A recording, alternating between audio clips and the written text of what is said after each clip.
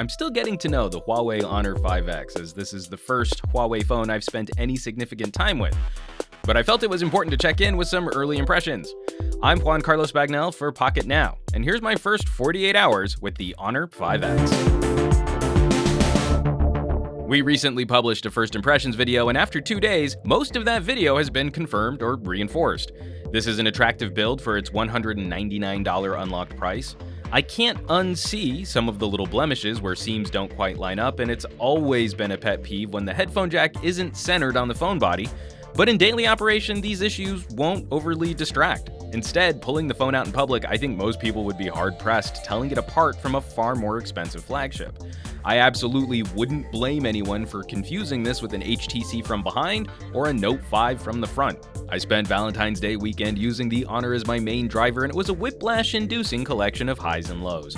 It's still a bit early to get a handle on battery performance, but the phone handled casual usage well. A full day off the charger, and we ended a very light day with about 70% battery left. We'll see how that holds up to an actual workday though. And standby times have been pretty good, sipping about 2% of the battery overnight on Wi-Fi. Also too early to call is camera performance. This price tier has been getting increasingly competitive with Asus, Lumias, and Alcatels, offering up some solid rear shooters.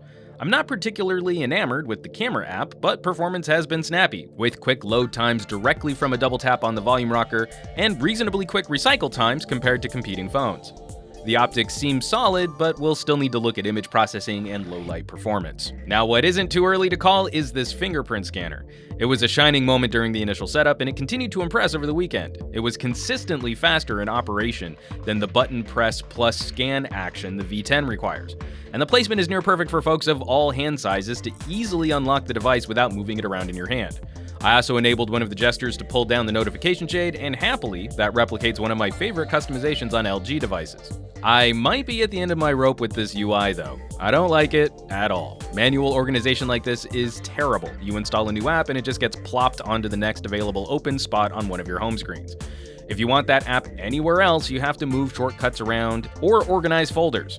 Adding widgets to this interface just looks a mess. Everything is cluttered, and there are precious few apps that will deliver badged updates when information is sent to your various accounts. Frustratingly difficult to get an at-a-glance look at what's happening in your digital life without a lot of swiping and organizing. Now, I know it's often included as an accessibility feature or for older consumers who might not be as tech-savvy, but I'm liking the simple mode better.